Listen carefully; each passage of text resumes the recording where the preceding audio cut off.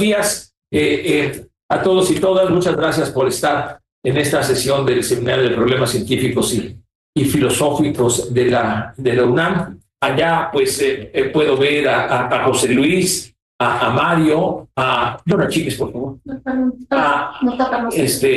Ay, no sé quién eres tú, Ana, también eres tú, perdón. A Tocha bueno, y gracias a Lucía y a Brian también.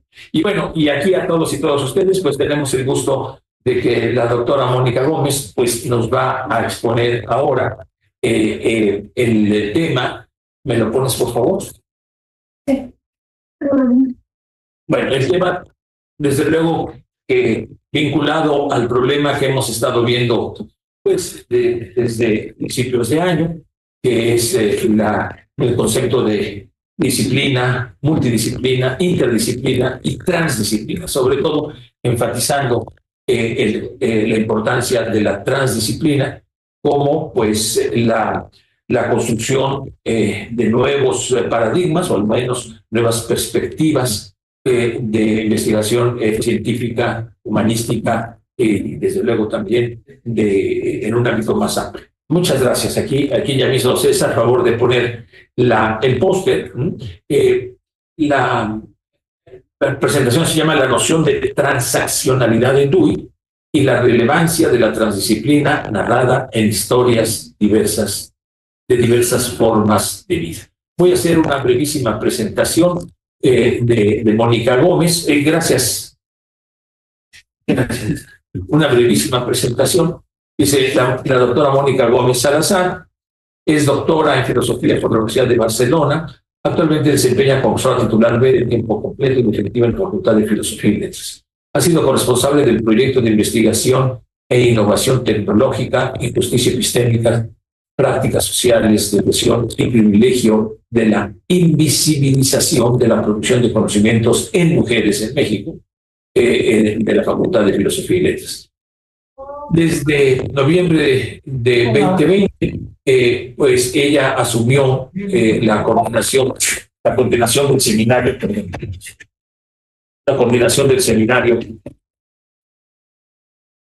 que fundó León Olivé, de Sociedad del Conocimiento y Diversidad Cultural, haciendo pues realmente una labor salvadora del seminario, que siempre estaremos muy agradecida, evitando así que se cerrara ese importantísimo seminario fundado por nuestro querido León Olivé. Uno de los últimos productos de ese seminario que coordina Mónica es la publicación en 2024 por la UNAM de San Antonio, Texas, del libro colectivo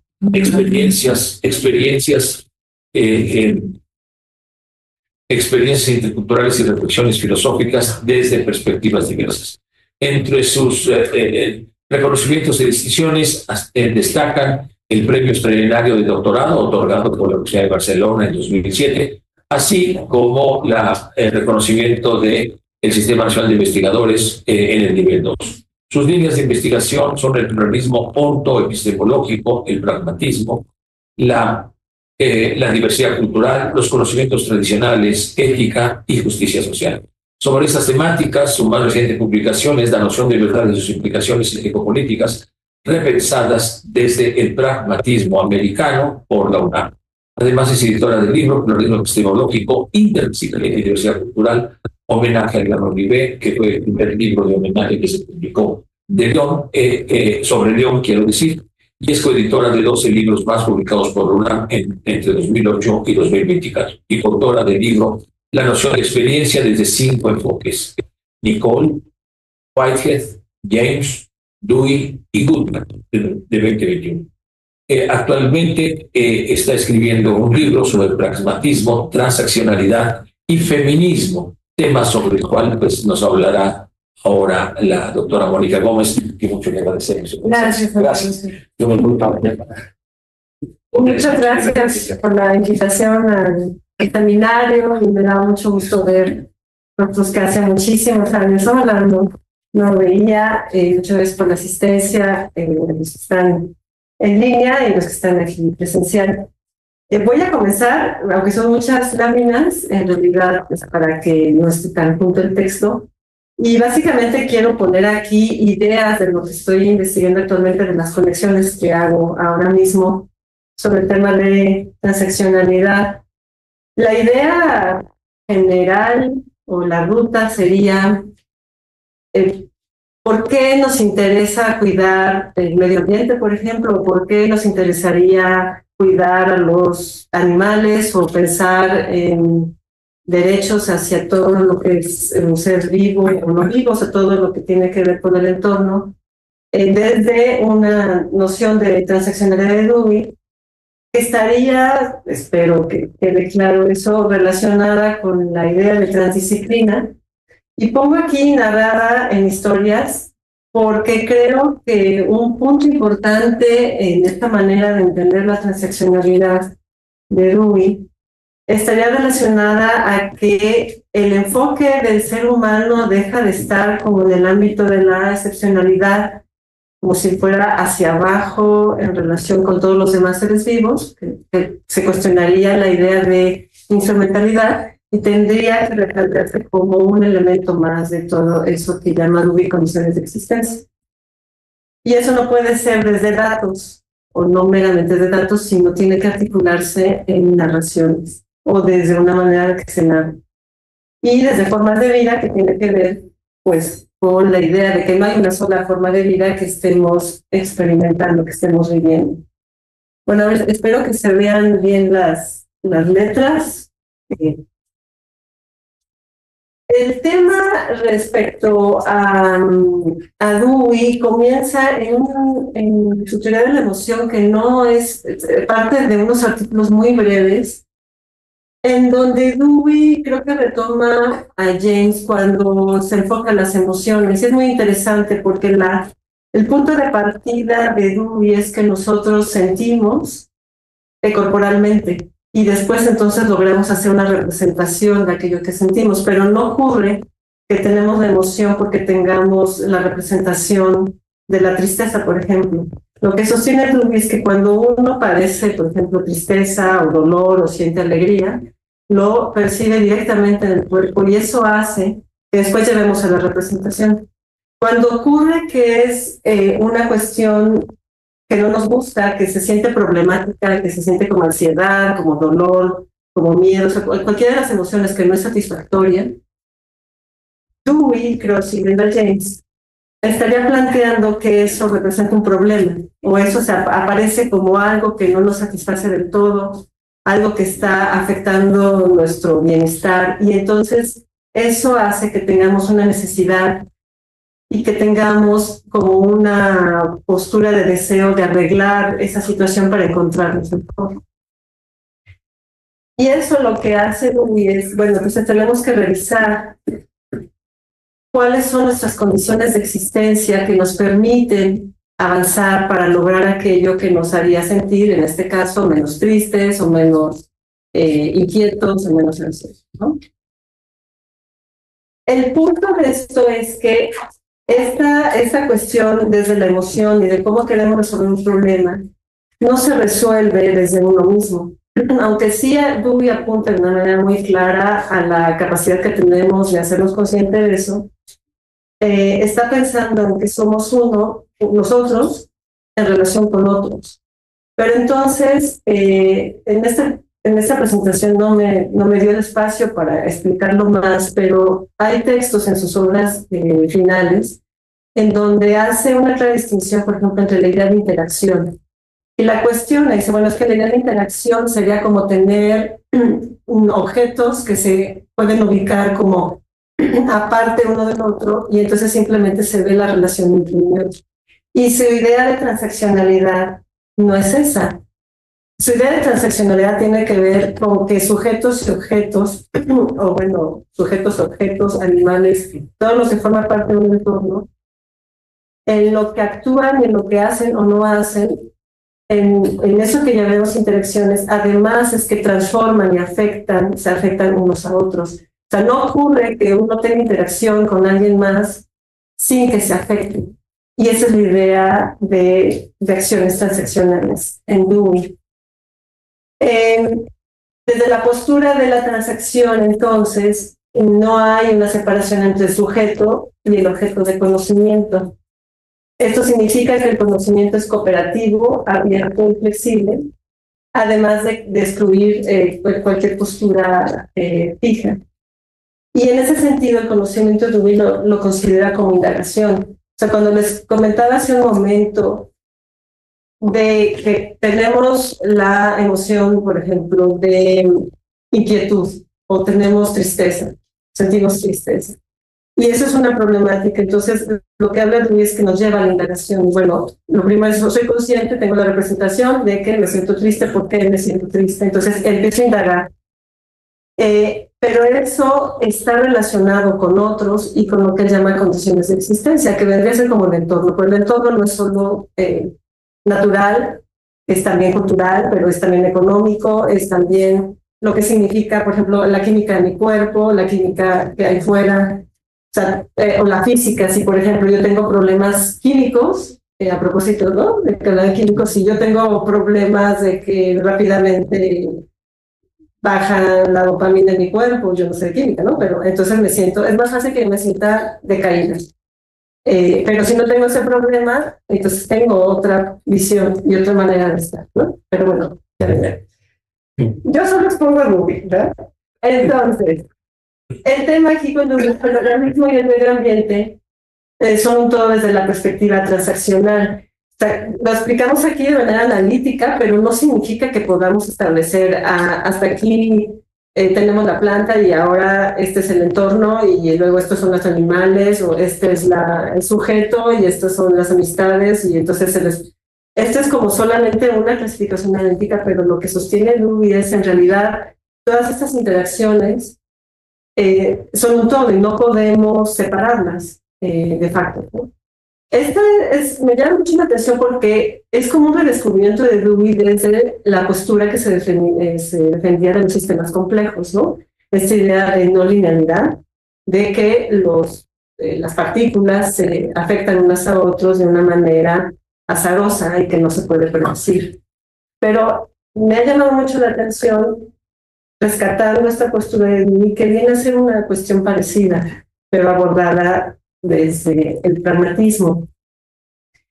Y entonces Dewey habla de que en este continuo que les he estado explicando sobre los deseos que tengo en relación con las necesidades o problemáticas, mis condiciones de existencia en relación con los otros, bueno, eso forma parte de un continuo. O sea, no es de que tengamos principio, desarrollo, fin, y entonces nos quedamos, sino que a esas necesidades de alguna manera satisfechas o problemas relativamente resueltos afectan, transforman esas condiciones de existencia en unas nuevas que tendrán otras necesidades, otros problemas y así se va ese continuo. Entonces es como no poder regresar a un punto inicial y por eso, digamos, la carga responsable o la carga ética de qué manera estoy afectando esas condiciones de existencia, porque una vez afectadas no puedo volver a, bueno, digamos, un paso atrás, borrón mi cuenta nueva y comencemos porque ya aquí no quiero empezar. Normalmente esto, lo que sostiene Dewey, y en esto yo le creo, es como no hay un tiempo lineal al que podamos regresar, queda afectado, ¿no? Ahora, bueno, aquí tomo de diferentes obras de Dewey la idea que estoy exponiendo sobre que la experiencia es el resultado de la interacción del organismo y el ambiente, porque es muy interesante, él lo recupera de varias obras y de una manera muy clara en el arte como experiencia. En esta obra Dewey recoge y explica que el tener una experiencia él habla de la experiencia primaria, que es justamente esta parte que nos conecta con otros seres vivos, que tiene que ver con nuestra capacidad de padecer. Pero esa es la experiencia primaria. Pero esa para él no es una experiencia como él llamaría, sino lo que después llamará en la dimensión secundaria, que es cuando me doy cuenta y entonces logro encontrar el mecanismo para encauzar esa problemática que sentí, cómo le doy una salida. No quiero decir resolución, porque probablemente no es una resolución, sino cómo se le da una salida. Pero quisiera que quede claro que en ese proceso que él llamará, esto es tener una experiencia, cuando se logran esos resultados que voy, vamos a decirlo, trabajando, voy avanzando en las prácticas con los fines que tengo contemplados. Esa experiencia no es solo mía. Esa experiencia siempre está en las acciones transaccionales con otros. Porque suponiendo, yo tengo sed, ¿no? Y tengo la problemática de que no cuento con agua, pero no tengo un garrafón aquí a mano, sino resulta que estoy en la montaña, ¿no? Y tengo que ir a un pozo. Pero, claro, eso es interesante, y sí me ha tocado, ¿no? O sea, cuando si uno sale a algún campo, dices, bueno, tengo sed, ya no tengo el agua. Y para llegar al pozo no queda tan claro el camino. Si alguien ha estado en la montaña y resulta que tiene muchas piedras, se da cuenta que si el calzado no es adecuado, es realmente un problema poder llegar. Si está en bajada o si en subida, da igual, o que se resbala o que duele mucho en el pie. Y si uno llega al pozo, pero no alcanza suficiente para recolectar el agua, bueno, recolecta el agua, pero la distancia entre el pozo y hacia donde uno quiere llegar tiene que entonces medir mucho el agua que logró recolectar en la botellita, porque se convierte en un problema de escasez. Pero todo eso no tiene que ver solamente con necesidad de que necesito agua en ese momento, tiene que ver con que el medio ambiente sí ofrece agua, porque resulta que a lo mejor esa montaña no está talada y sí logra pasar el agua y filtrarse, ¿no? por el interior. Tiene que ver entonces con un medio ambiente, que el agua no ha sido contaminada. Entonces, claro, hay una serie de elementos, en un ejemplo que parece sencillo, pero resulta que ya no es tan simple, que gracias a que entonces en ese medio ambiente sí se ha podido cuidar esa agua, puedo recolectarla a pesar de las cosas que tenga que pasar para recolectarla, ¿no? Pero si esa agua ya se contaminó, mi problemática de recolectar no se resuelve solo llegando al pozo. Ya no se resuelve porque no puedo beber de esa agua. Suponiendo que sí sepa que está contaminada, porque si la bebo y está contaminada, bueno, sí, hay presente problema. Y ese es un poco, en un ejemplo rápido, qué significa la cuestión de la transaccionalidad. Los problemas con los que yo me encuentre, bueno, yo o la comunidad en la que esté, el grupo al que pertenezca, no lo va a poder resolver desde la individualidad. Y si se fijan en el ejemplo, no es la individualidad entre otros sujetos solamente, sino tiene que ver con realmente toda esta complejidad de condiciones de existencia. Y entonces Dewey yo creo que tiene razón, porque en este proceso de indagación se requiere no solo entonces mirar hacia dónde quiero ir, sino necesariamente uno tiene que replantear hacia el pasado.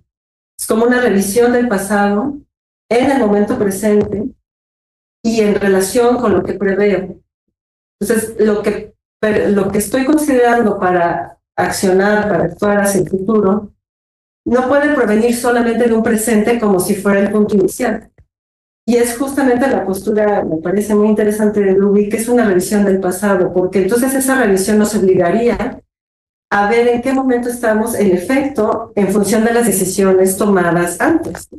Eso sería como una actitud más responsable. El punto aquí es como si uno, en el ejemplo que les acabo de dar, pensara, bueno, está contaminado, entonces en lugar de hacer una revisión de por qué estamos aquí, está contaminado, o hay virus que cerca, etcétera, etcétera, simplemente pasara a un pozo que todavía no está contaminado y siguiera adelante.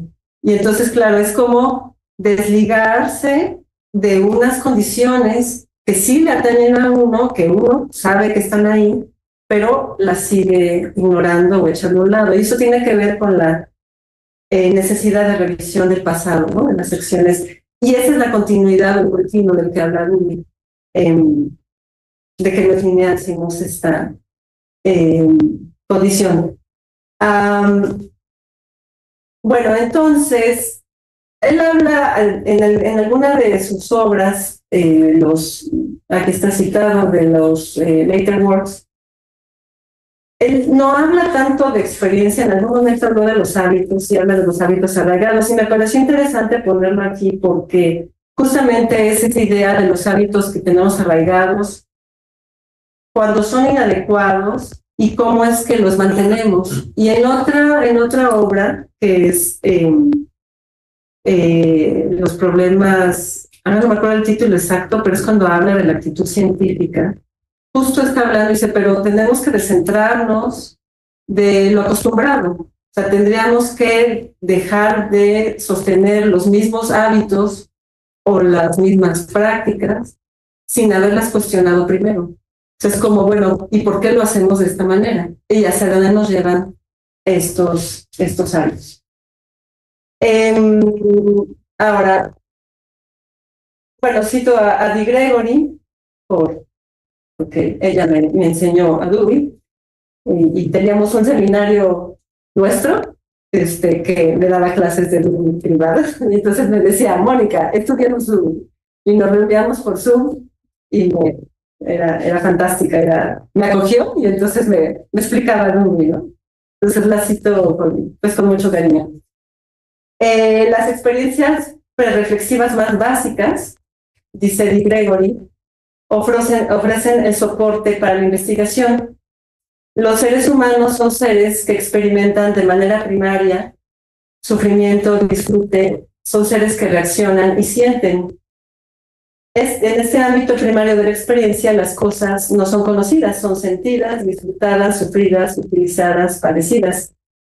Y esto es muy interesante porque en relación con las posturas respecto al cuidado ecológico y el cuidado de los animales, por decirlo en temas muy delimitados, es esto justamente. O sea, no somos los únicos seres que sentimos, no somos los únicos seres que disfrutamos o que padecemos.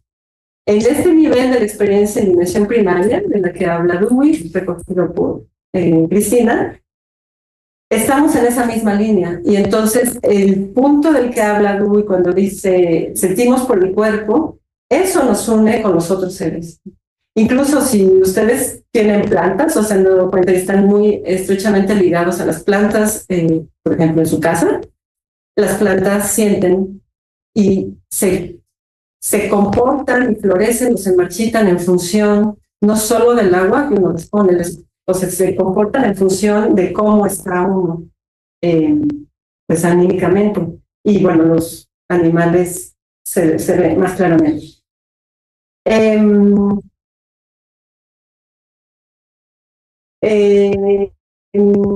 Bueno, aquí traje varias citas remarcando un poco lo que voy exponiendo, pero para quedar claro, porque hasta donde sé, el enfoque transaccional no parece que se recupere mucho desde Dewey, o no es como lo principal que se ha recuperado, y quería dejarlo preciso. El enfoque transaccional, entonces, considera que los objetos y sujetos que participan en la transacción solo son definibles dentro del sistema y por referencia de unos a otros, y esto es como lo que quiero subrayar, ¿no? Sin que se pueda asumir una caracterización, descripción o conocimiento de dichos elementos que sea previa a la transacción misma. O sea, no hay un punto anterior a qué soy yo, quién soy yo, o qué es esto antes de la relación con todo lo demás. No hay un punto así. Esto es interesante porque en términos de acciones complejas significa que en el ejemplo del agua que les daba, no es como, no hay un punto anterior en el que yo me puedo hacer a un lado de la responsabilidad que tocaría conmigo. O sea, si yo necesito agua y estoy en un entorno en el que no hay agua y está contaminado y simplemente busco por otro lado y lo dejo así, es como simplemente cerrar los ojos a algo que también me corresponde, ¿no? Y ese es nuestro tema de la ponencia, pero es justamente lo que en otro libro sobre el espacio público y sus problemas, Dewey le da tanta importancia al tema de la participación en el espacio público por parte de los ciudadanos, ¿no? La idea de que nuestras acciones se articulan de una manera que generarían un proyecto de vida común. con todo y sus diferencias, ¿no? Y lo que dice que en esta cita, y lo avanzó en las láminas, es el ejemplo de que los organismos, cualquiera que esto sea, no viven solamente en relación binaria con un medio, sino que ese medio los hace el tipo de organismos que son. Entonces, por eso también hay transformaciones y mutaciones, ¿no? Entonces, el tipo de pez o el tipo de renacuajo, por el caso, ¿no? El axolotl ahí en la chinampera, o todo un sistema, un ecosistema, será la manera como es ese medio ambiente, pero a su vez ese medio ambiente les hace de una manera que no serían si estuvieran en otro medio ambiente. Y el punto es que no se puede decir dónde está la línea en que uno y otro da una identidad o las características que tengan, ¿no? Estos organismos. Bueno, esto ya lo he explicado. Solo también otra vez citando a Di Gregory, ella dice, los polos de la transacción solo son definibles dentro del sistema y por referencia de unos a otros sin que se pueda asumir una caracterización, descripción o conocimiento de dichos elementos que sea previa a la transacción. Bueno, era Dewey citado antes, ahora con Di Gregory. Y bueno, ahora, mis mentores, ¿no? Olivet explica que las prácticas no están en un determinado medio ya existente y constituido, sino que las prácticas forman parte de ese medio al cual constituyen. Es decir, son condición de posibilidad para que ese medio exista y también lo transforman.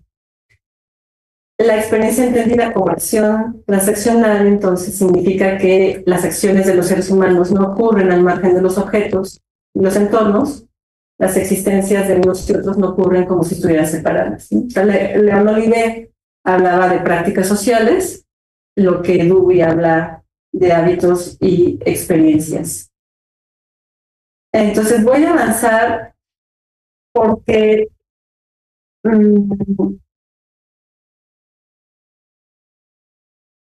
bueno, quien quiera la presentación aquí está más explicada, de nuestra capacidad de revisión. Pero entonces quiero avanzar a que esa revisión de la que he hablado no es solamente la revisión racional o conceptual, sino tendría que ser una revisión de cuidado. Es decir, pero entonces eso nos obliga a una transformación propia. Es decir, si yo me sitúo ya no en una revisión conceptual, sino en la de uno que entiende, que forma parte de eso de un todo, entonces ya no le interesa el cuidado de un ecosistema en función de mis intereses, por ejemplo, de quiero agua, sino porque también me interesa el bosque se está moviendo. Y me preocupa porque los árboles también sienten, por ejemplo, ¿no? Es como desde una actitud científica de Dewey, en la parte de la teoría de la emoción tendría que ver como me duele que los bosques se quemen. Me duele que haya animales que se están quemando vivos en esos bosques. Me duele que los elefantes pasen duelos y tengan todo un proceso de duelo porque los exterminan. Entonces, esa capacidad de me está doliendo porque tenemos justo, ¿no? Hablábamos de que tenemos esa dimensión primaria de las emociones, esa es la conexión que sí sostiene Dewey.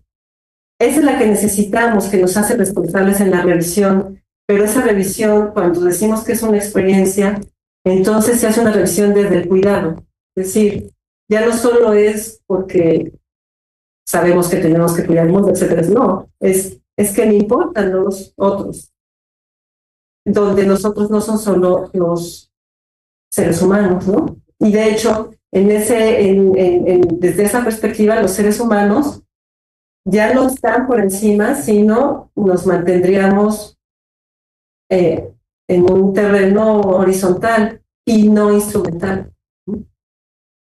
Por eso empecé con el tema de la emoción de Dewey.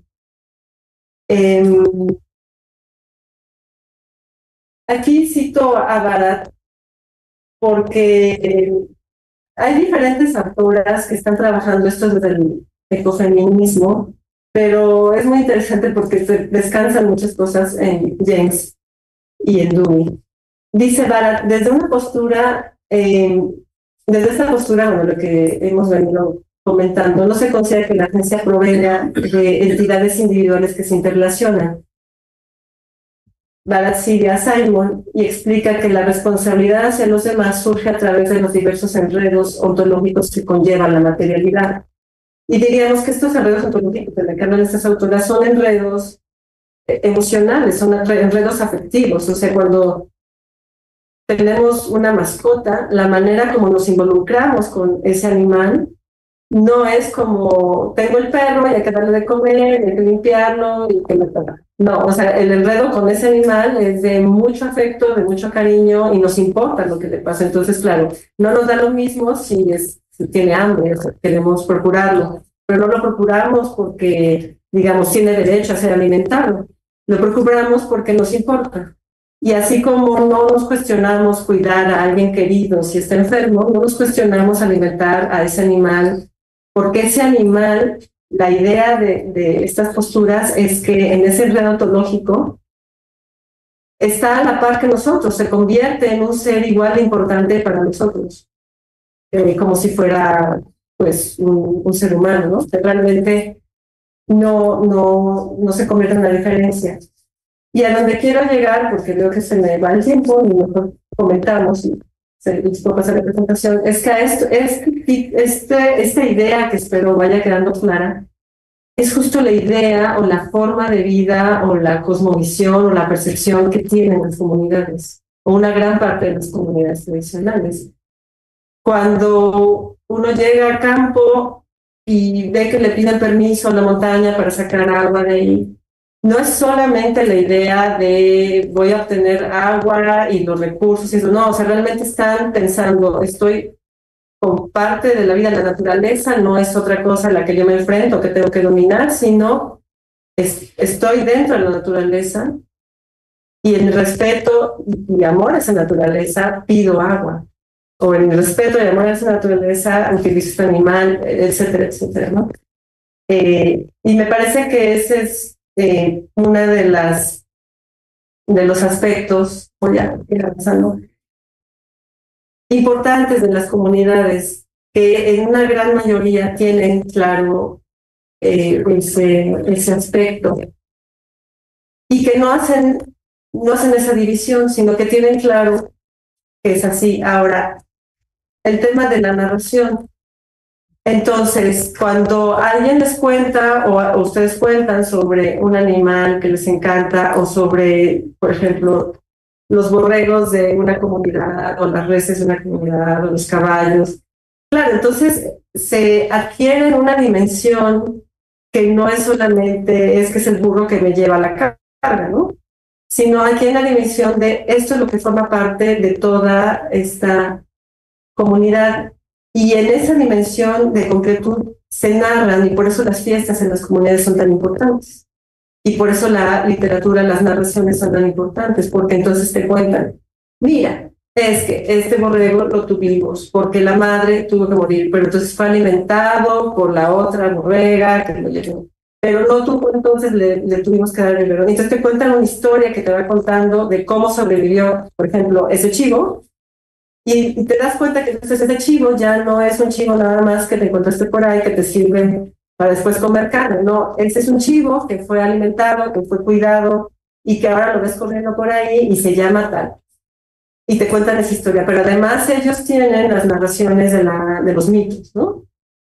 Y toda de su forma de vida. Entonces, eso se incorpora a toda esa forma de vida y en las narraciones su estar en el mundo, podría decir que por lo menos es menos instrumental que aquellos que no estamos en formas de vida así.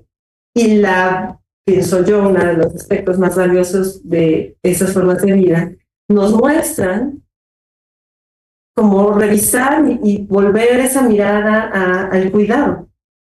Pero no solo el cuidado de los demás en función de mis intereses, sino el cuidado general.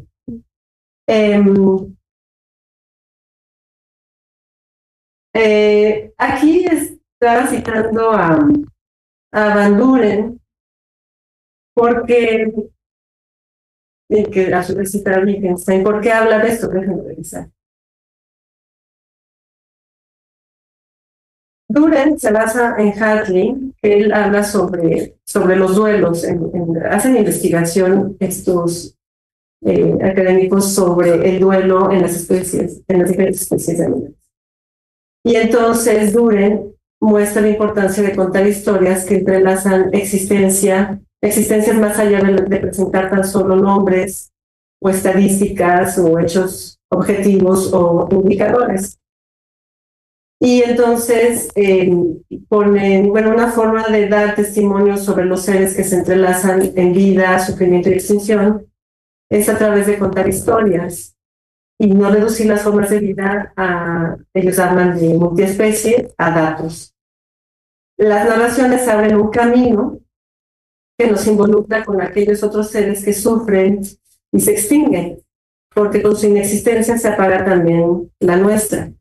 Y esto lo saben muy bien las comunidades indígenas que así hablaba y sus conocimientos ancestrales. Por eso tampoco sorprende que muchos de los animales que están en peligro de extinción resulta que tienen, ya están en un ámbito como sagrado, ¿no? O sea, hay muchas prácticas de diversas comunidades de conocimientos tradicionales en México y en el mundo, en que sus rituales religiosos están ligados, por ejemplo, a serpientes, que no se tocan, pero se les otorga poderes divinos, ¿no? Bueno, y entonces, bueno, aquí está Eurídice, pero no, realmente el tema de las chinampas, desde que en el seminario de investigación sobre sociedad y conocimiento y diversidad cultural se presentó y se ha ido trabajando por el grupo de, bueno, de Eurídice, de los Lazos, de Arturo Argueta, y han hecho varias presentaciones en el seminario. Además tuvieron todo un ciclo, ¿no?, de conferencias valiosísimo que está en la red, y ahora que recién publicaron los cuadernillos, creo que es un ejemplo muy claro de estas acciones de transaccionalidad, de la relevancia de la disciplina y de la narración. ¿Por qué? Porque esto lo tomo de las exposiciones de los cuadernillos, pero además me puse a indagar sobre los trabajos que han hecho los investigadores del Instituto de Biología.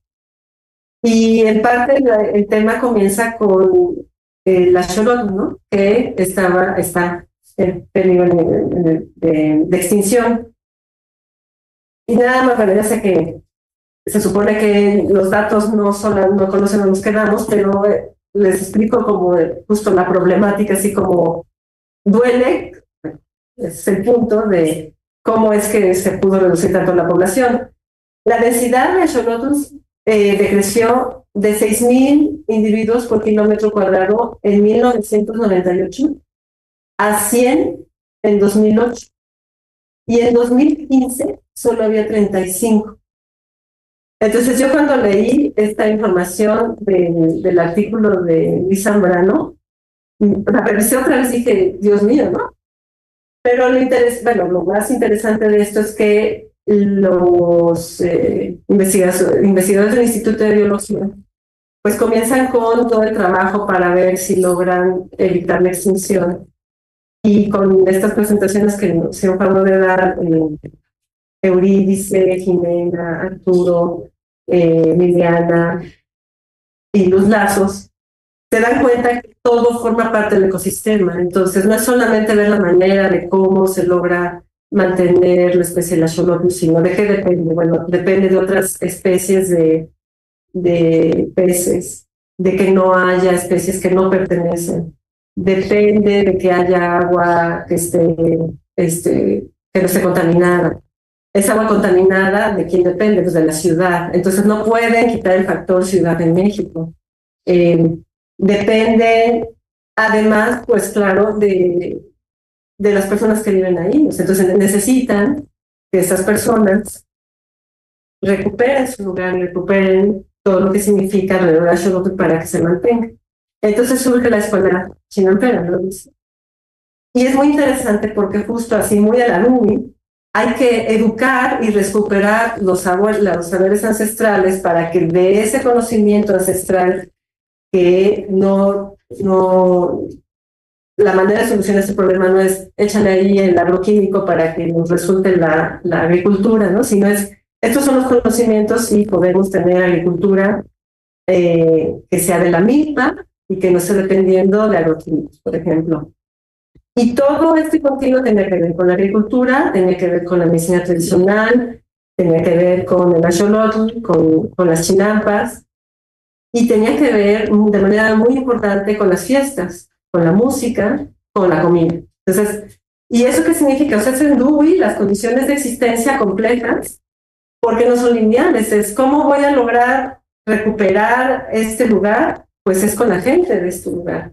¿Por qué? Porque a estas personas que son de aquí les importa este lugar. ¿Cuál es el camino?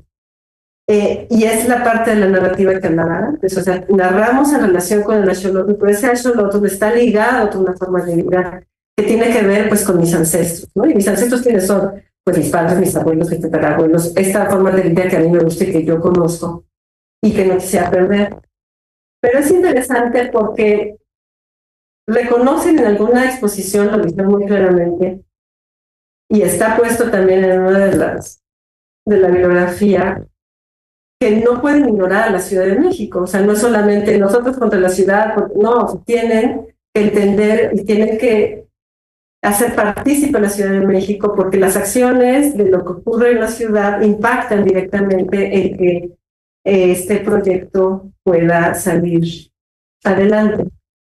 Esto lo dejo para quien le interese leerlo, pero quería mostrarlo porque según la última presentación, pues van avanzando, ¿no? Han logrado que sea la producción de la milpa, creo que hasta dos ciclos, ¿no? Cuando normalmente se hace uno, y han logrado una sustentabilidad alimentaria. Entiendo que el axolotl, bueno, no es extinto, ¿no?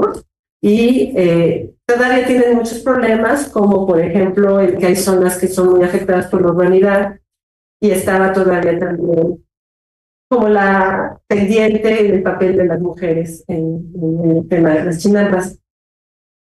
Pero lo quise traer, además muy feliz de que pertenezca al seminario y sea una investigación que se lleva a cabo. Y lo que hice fue recuperar, aquí está de los caminos del agua, es uno de los cuadernillos, porque ahí narra, por ejemplo, historias de la migración de las aves. Y entonces explican cómo es que las aves llegan en algún momento y encuentran el lugar propio para poder llegar a las chinampas, y eso enriquece también el ecosistema que requieren las chinampas. Y lo narran de una manera, déjame ver si lo ver. Por ejemplo, dice el Atzin, ¿no? Los guardianes de las chinampas. Mi nombre es Atzin, soy un ave que ha vivido aquí por muchos, muchos años. Las chinampas son el lugar perfecto para que yo pueda volar, comer y explorar. Soy una garza y mis patas son largas, muy largas. Eso me da agilidad para planear por los aires que cubren estas aguas y pescar mis alimentos cuando sea necesario. También para protegerme cuando me quieren atacar algunos otros animales. Y en los cuadernillos, bueno, este es un ejemplo de la garza, pero la idea es que plasman justamente cómo es que, en este caso, las aves, parte de ese ecosistema, no se quedan solamente como, entonces esta cantidad de aves llegan. No, o sea, las aves son agentes, y ese es el punto, ¿no? Todos los elementos que generan acciones en esta transaccionalidad somos agentes. No somos solo los seres humanos, los agentes. Y bueno, aquí más ejemplos. No sé si ahí se ve bien la letra, pero esta es la vista aérea donde está la palabra la toma la garza, donde he podido trazar mis distintos vuelos y que me ayuda a no perderme. En mis viajes por la tierra he escuchado decir que cada una de esas montañas que rodean las chinampas también ayuda a que las lluvias y los vientos no peguen con tanta fuerza y se puedan conservar de mejor manera las siembras, aunque a veces las fuertes granizadas han destruido el cultivo y se tiene que volver a sembrar.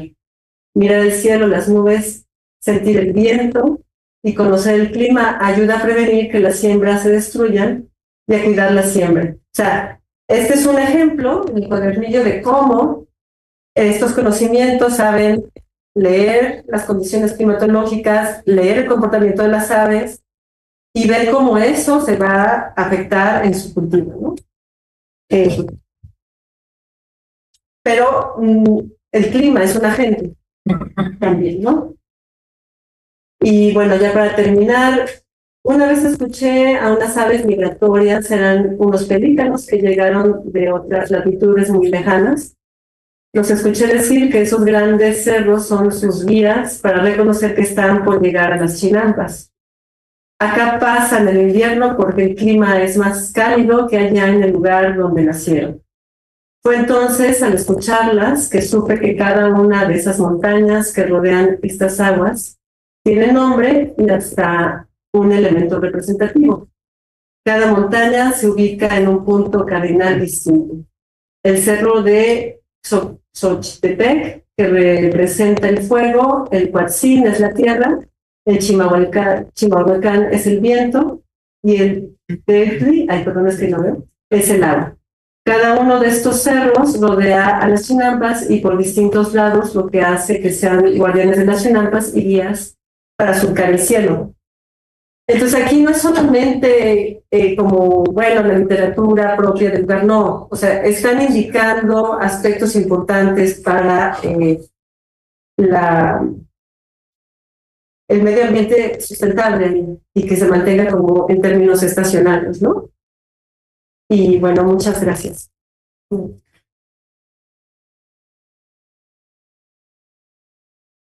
Muchas gracias.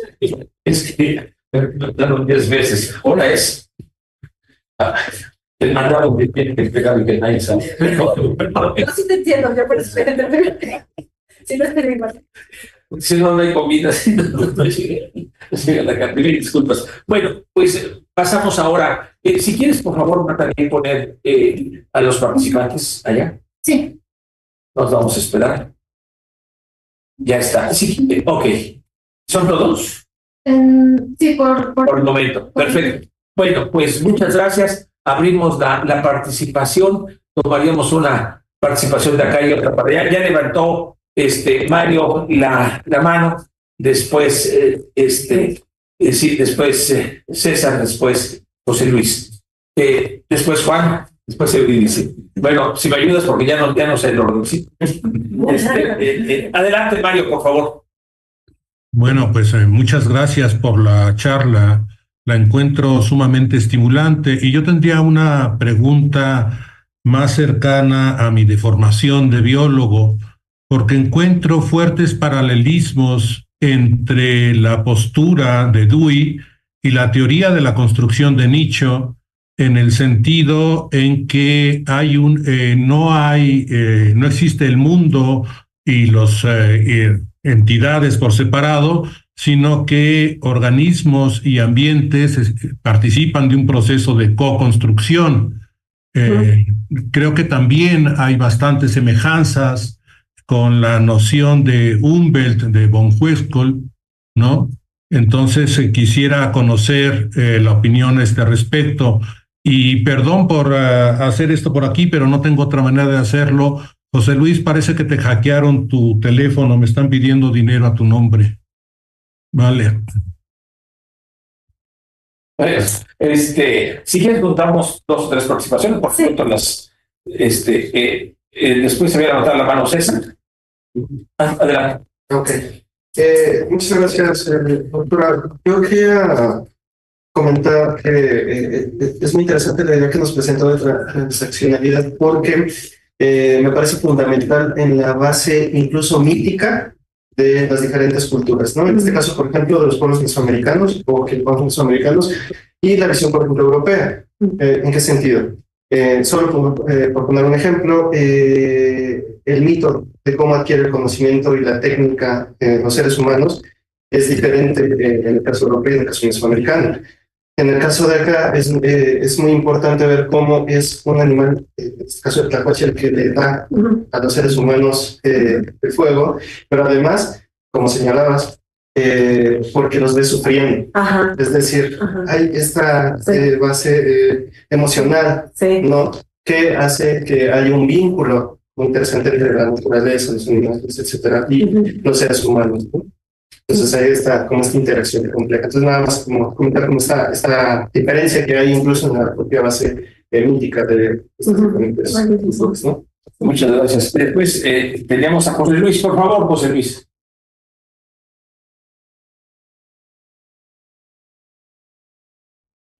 ¿Sí, ya me escuchan? Sí, muy bien. Ah, bueno. Bueno, para empezar, ya había mandado a todos mis contactos desde anoche la noticia de que me habían hackeado el WhatsApp.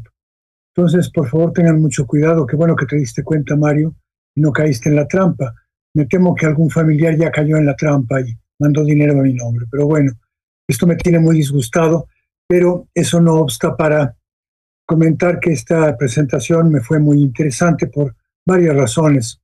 Para mí, Dewey ha sido un marco de referencia entre otros filósofos y pensadores muy importante para mi trabajo, que va muy en la línea de la noción no dualista, digamos, de Dewey, o no binaria, entre mente y cuerpo, entre ambiente y sujeto, etc.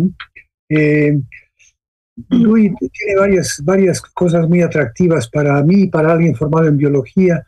Su derivación de Darwin es muy clara. Yo le llamaría incluso una especie de naturalismo cultural a su postura, derivada pues de la propia actitud de Darwin de integrar las partes del medio ambiente con la adaptabilidad o la adaptación, la variabilidad con las capacidades de selección, etc.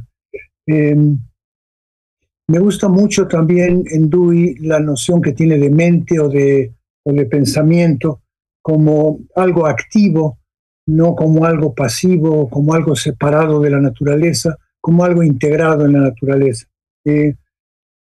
Hay algunas cosas que no creo que los propios críticos de Dewey se lo han señalado y no están resueltas hasta la fecha, ¿no? Una integración demasiado, digamos, condicionada del sujeto y su mente con el medio ambiente, pues no explica ciertas actividades mentales como son los sueños o las fantasías, etcétera, como algo necesariamente integrado digamos, directamente en el presente con el medio ambiente. También me gusta mucho la noción del self, lo que llamamos a veces el yo.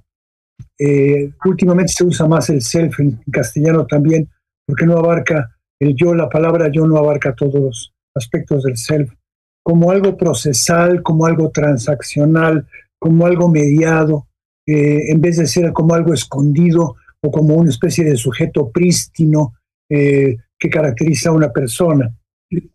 Todo esto, toda esta postura de Dewey, yo la encuentro que se da muy en la primera mitad o en el primer tercio del siglo XX, junto con otros autores que son muy disímbolos.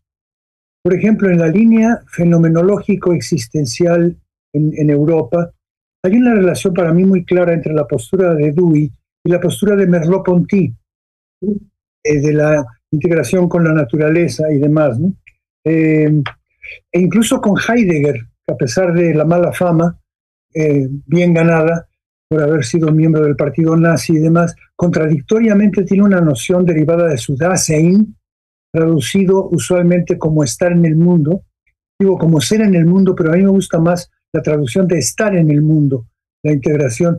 Y eso, Heidegger hace una derivación muy interesante del Dasein, del estar en el mundo, con el cuidado. Con el cuidado y la responsabilidad que eso, el propio hecho de darse cuenta de estar en el mundo conlleva una responsabilidad del sujeto con su medio ambiente. En suma, recuperar a Dewey me parece muy interesante, y más me parece la propuesta de esta lectura que acabamos de escuchar, de que Dewey constituya, yo diría con estos autores que estoy mencionando, quizás otros más, una especie de andamiaje filosófico de la transdisciplina. Este punto me parece crucial para nuestro seminario. Parece como muy obvio el hecho de que al pensar que no existe una separación tácita entre sujeto y objeto, entre pensamiento y objeto, entre pensamiento y cosa, etcétera, pues esto claramente daría una base en principio para que un enfoque transdisciplinario fuera una derivación casi de esta filosofía de la ciencia o filosofía de la mente en este caso también. Creo que ahí es donde hay que trabajar más, y lo que nos presenta Mónica es un ejemplo interesante de la cultura chinampera como una especie de caso particular, así como yo presenté al principio de esta serie de seminarios 3 casos, digamos quizás demasiado teóricos. La cultura chinampera representa un caso muy concreto, muy práctico, muy aterrizado, como se dice ahora, de la necesidad de una transdisciplina cuando se abarca o cuando se quiere abordar a un ecosistema tan interesante y tan complejo como es el chinampero de Xochimilco. Yo diría que allí valdría mucho la pena continuar o profundizar en este ejemplo, en la parte más práctica, que me parece que es la aportación más interesante, la parte más práctica de la transdisciplina en el caso de la cultura del ecosistema chinampero. Varias preguntas se me ocurren. ¿Cuáles disciplinas están involucradas? ¿Cuáles se han involucrado prácticamente en este caso? ¿Cuáles problemas se han encontrado en el camino? ¿Cómo se acoplan estas disciplinas prácticamente en mencionaba Mónica cosas tan interesantes como no solamente la cultura y la narración, las historias, los mitos, hasta la música y demás? Me parece muy interesante todo esto. En suma, no me quiero extender. Me parece una ponencia muy interesante y con muchas aristas que resolver y ciertas dificultades filosóficas que aún quedan pendientes. Muchas gracias. Muchas gracias, José Luis. Eurídice, por favor. Sí. Y después Juan. Primero, Y después. felicitarte, me encantó. Para mí tiene mucha resonancia. Sí. Y particularmente cuando escuchaba, pensaba en algo que no se había trabajado. Pero la posibilidad de esta comunicación y transmisión de la manera de ver esta horizontalidad, reconocer esta horizontalidad, también tiene la posibilidad en la narrativa de jugar con las convocatorias y con la atención de los que la están escuchando. A mí lo que más me ha sorprendido en el trabajo del proyecto ha sido cuando llevamos estas narrativas a otras escuelas en otros contextos. Para mí era una prueba así de fuego, porque trabajar en Xochimilco, contar o crear las historias, y esto que tiene que ver con el crear la práctica chinampera lo veía próximo. Pero cuando salimos a otras escuelas en otros contextos, dijeron, aquí qué va a pasar. Y creo que la respuesta está en tu exposición. Fíjate que aquellos que al ver estas narraciones entraban en diálogo con experiencias propias, fue así como cuando la narrativa tocaba las propias experiencias, se creaban sinergias muy interesantes. Esa es la transaccionalidad. Que yo por eso la exposición, porque yo tenía ahí toda una serie de hipótesis y de dudas de qué están pasando. Pero es cuando les cuento algo con niños de preescolar, que bueno, es que tiene que ver con la China, con niños de preescolar trabajamos creando una analogía entre cómo cumplían los santos una vez al año, especial, una fiesta, y cómo ellos cumplían años. Entonces, bueno, ¿qué significa preparar la fiesta? Esa es lo que significa su fiesta. Y empezó todo un proceso en que las maestras me juraban que no era posible trabajar con temas comunitarios tradicionales. Entonces hicimos este ejercicio, se sorprendieron a los docentes y los niños se desbordaron. Entonces a mí me terminó de disposición. Una y una. Ana Rosa había, y después te paso la palabra a Juan. Ana Rosa había levantado la mano por allá. ¿O ya no, Ana Rosa? Sí. No, me silenciaron ahorita. Ahí voy. Hola, no silencien, por favor. Hola, Mónica, muchas gracias. Bueno, ya hemos compartido muchas experiencias, muchos seminarios, muchas discusiones. Entonces, simplemente quería yo, en cuanto a la educación, que es fundamental para Dewey, ¿no? Ahí está la clave de la transformación social. Y creo que lo que nos sorprendió mucho cuando nos platicaron de la escuela chinampera es que tenía todos los ingredientes del proceso educativo según Dewey, ¿no? Entonces eso, bueno, sería como otro gran tema en el que adentrarse, pero creo que eso es como dice José Luis, es un caso muy aterrizado, muy concreto, donde se van viendo como todos los ingredientes del proceso educativo, cómo confluyen ahí, y la interacción entre conocimientos científicos y no científicos y de la sabiduría tradicional, cómo se vinculan y se enriquecen, ¿no? Me recuerda mucho a ese proyecto que tuvimos con León Olivé, que se llamaba Compartiendo Saberes, Transformando Realidades. Y entonces me parece que el ejemplo de la escuela chinampera es maravilloso para eso. Y para, digamos, ya, no se diga lo del rescate de la Xolotl y demás. Sobre un comentario que hizo José Luis sobre que no se explica en Dewey el asunto de los sueños. Bueno, yo los sueños eso no lo he explorado, pero sí he explorado el proceso de resolución, bueno, de investigación en Dewey, en la lógica de la investigación. Y también en el proceso creativo, ¿no? En arte, el arte como experiencia. Y ahí toma mucho de Peirce, que a Peirce le da muchísima importancia a la imaginación.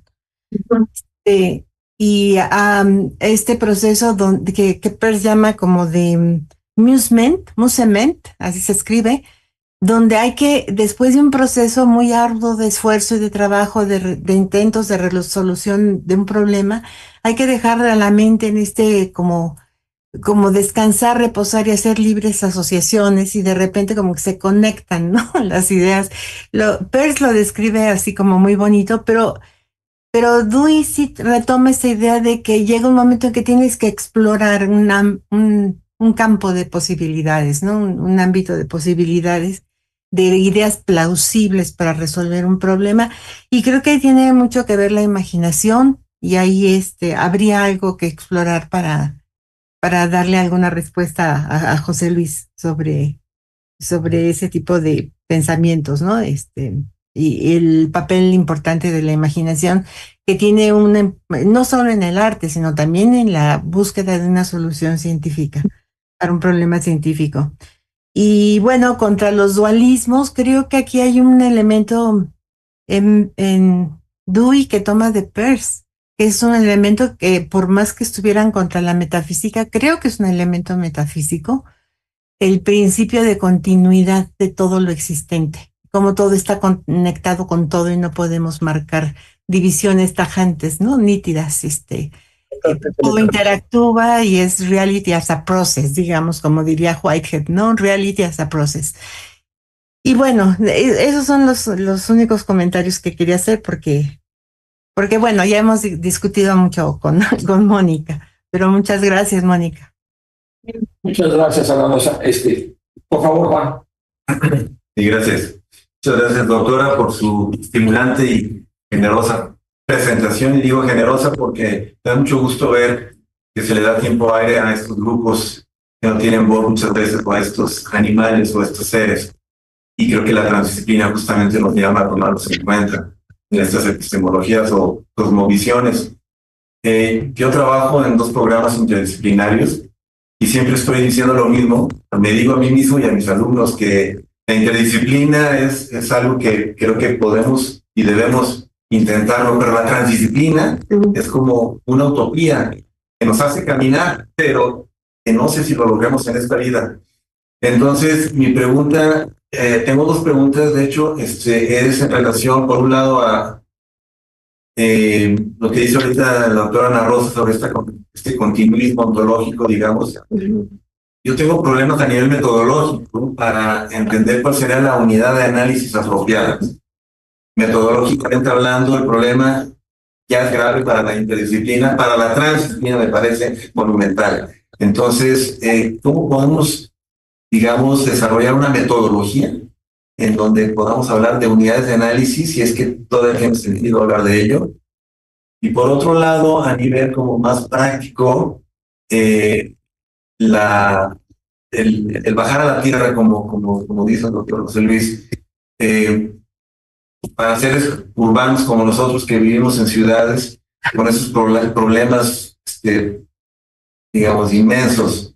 Me dio gusto, y al igual que mis colegas, que hablara de la Holotne y de las chinampas, problema muy importante que tenemos que atender, pero justamente para no desmoralizarnos, ¿qué podemos hacer? Es decir, ¿por dónde se toma el toro? Es decir, se toma por los cuernos el toro, ¿no? Pero ¿dónde están los cuernos de ese toro?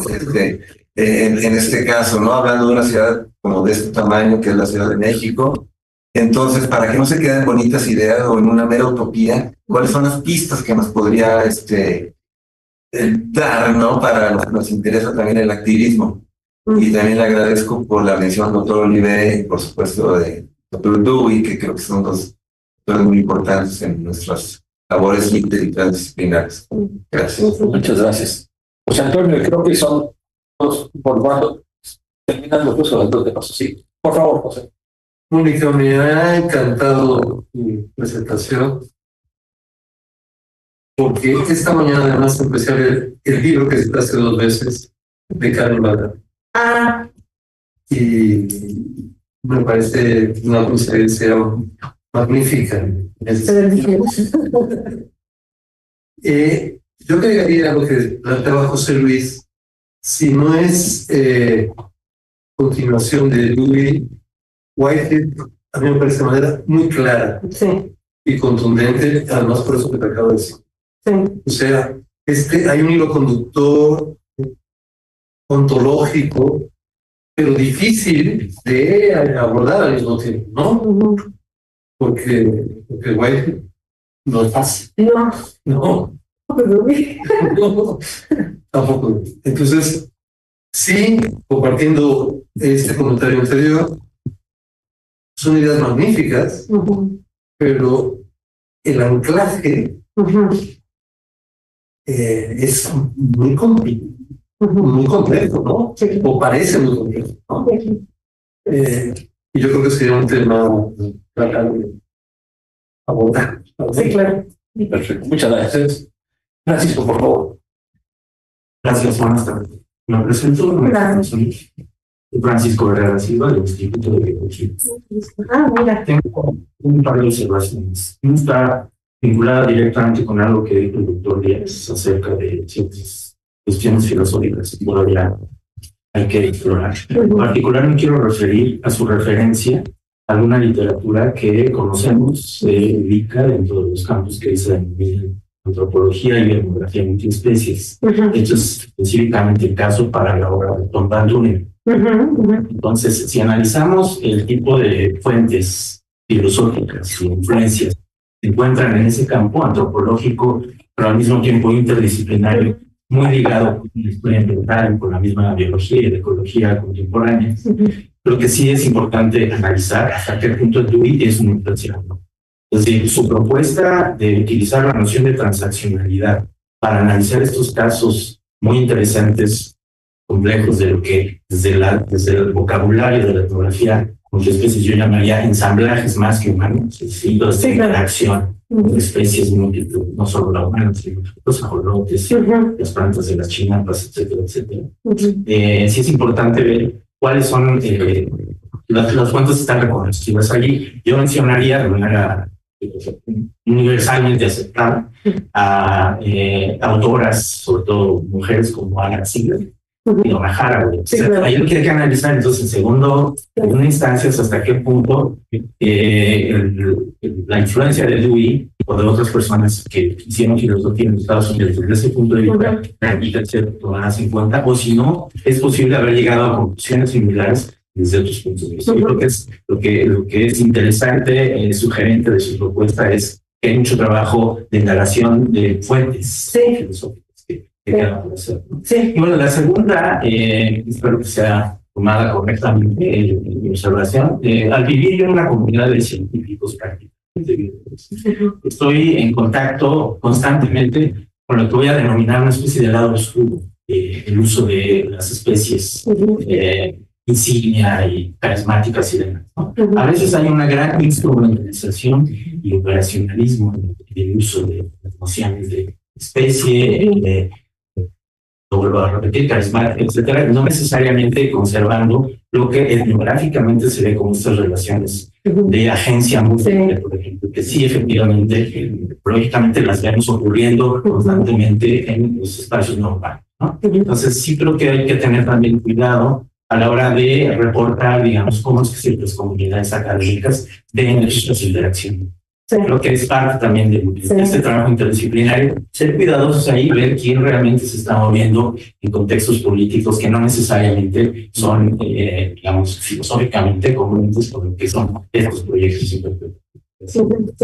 Bueno, creo que ya no hay más intervención. Sí, en YouTube hay una participación que Jesús Álvarez dice: hola, buenas tardes. Muchas gracias por la ponencia, doctora Mónica. A mí me sigue pareciendo muy interesante la relación posible entre Dewey y Spinoza. Ambos brindan una preeminencia ontológica al cuerpo muy importante y asimismo un modo finito no puede ser, en sentido fuerte, si no es en relación con todos los demás modos finitos. La relacionalidad de ambos es radical. Sin embargo, pareciera que Dewey historiza la experiencia a diferencia de Spinoza, al hablarnos de la revisión del pasado desde el presente y lo que proyectamos a futuro. ¿Cuál consideraría usted que pudo haber sido la influencia de Spinoza sobre Dewey, si es que la hubo? Muchísimas gracias por su ponencia. ¿Quién es, perdón? Jesús Álvarez. Muy bien, gracias, Jesús. Bueno, si ya no hay otra vez, una pregunta, un comentario muy breve. Sobre todo vinculada a la rebotando de ti y haciendo eco de tu presentación, sobre todo en la parte final de la narrativa. Y también algo que muy importante de lo que mencionó Francisco hace un momento. Sí, yo creo que cuando preguntamos por estrategias metodológicas, yo hasta donde alcanzo a ver, la más adecuada para la transdisciplina es la narratividad. Es la narratividad.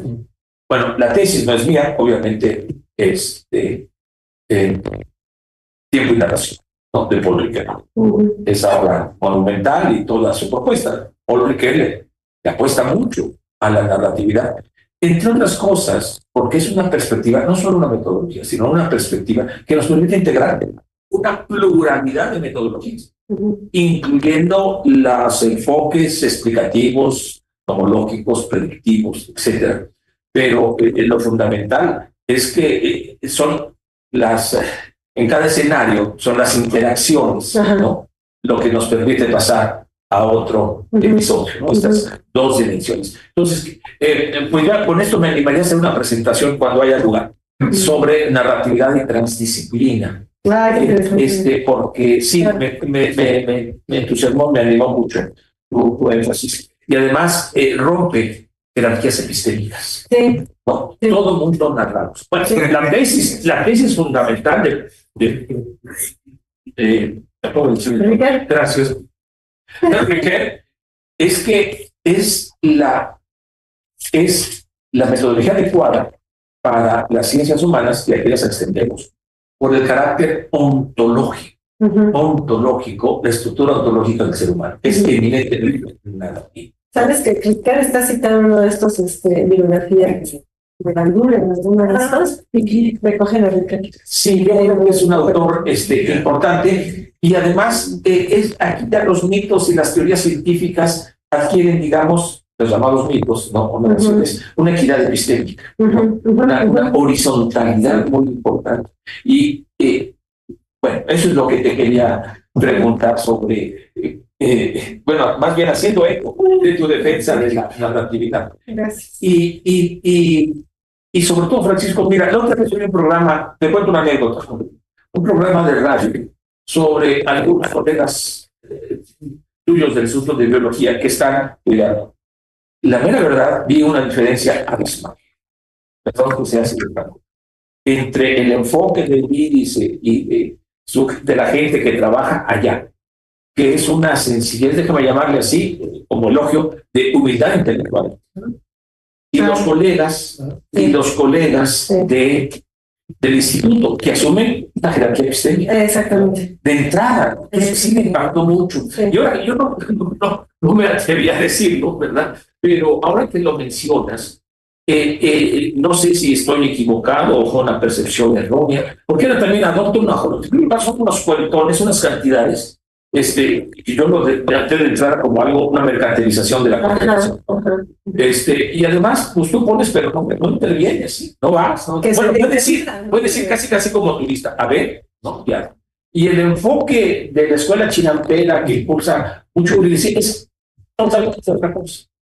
¿Esto a qué me lleva a pensar? Que pues son los enfoques no académicos o las perspectivas o grupos las que deben llevar la batuta en la tal disciplina y no los enfoques académicos y no las instituciones académicas que por malformación nos creemos el ombligo del mundo. Sí, nos abrimos a todo el diálogo, pero ¿quién es el moderador? Bueno, esto es nomás un comentario. Sí, ¿me permites que comente? Sí, claro. Y ya paso la palabra porque ya... Que exactamente complementa lo que quise decir. Y yo solo diría que es la diferencia entre la monodisciplina y la composición. Ok, muchas gracias. Bueno, yo voy a... Muchas gracias. Yo lo apunté todas. Gracias, a ver, yo espero que no se vaya a ningún y si no me... Muchas gracias. Pero casi que empiezo contigo, Francisco. Muchas gracias por el comentario.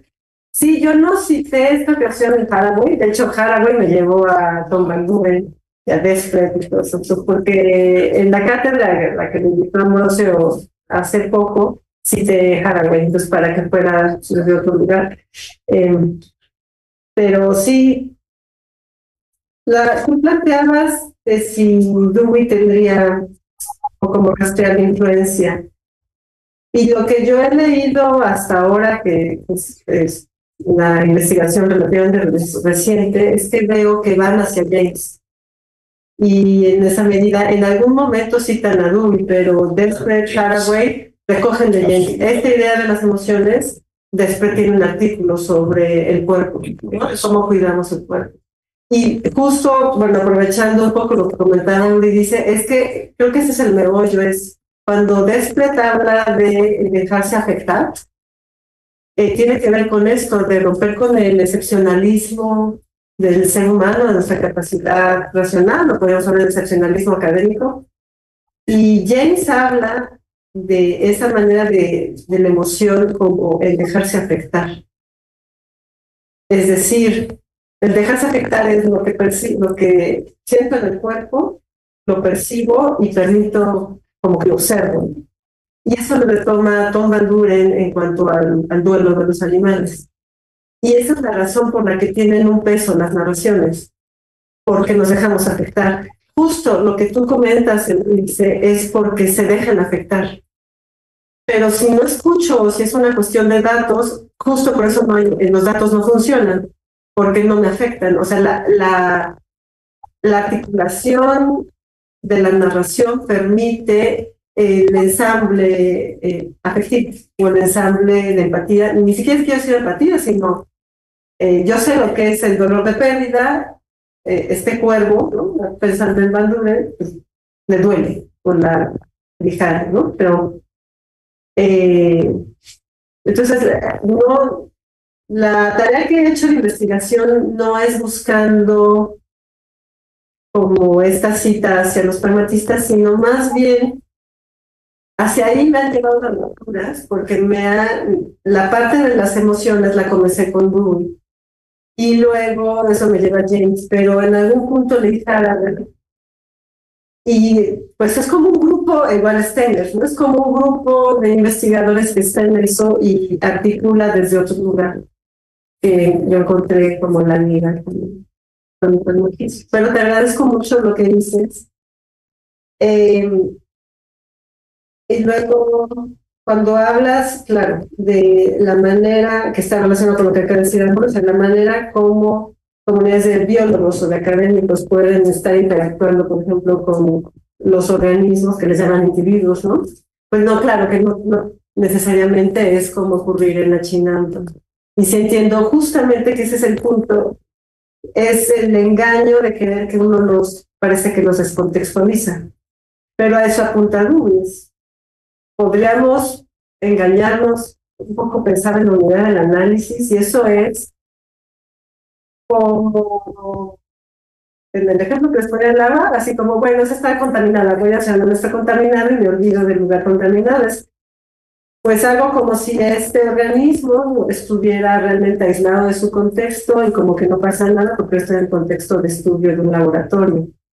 Pero eso es una idea que se crea, en este caso el investigador, pero no significa realmente que no existen condiciones de existencia alrededor de eso.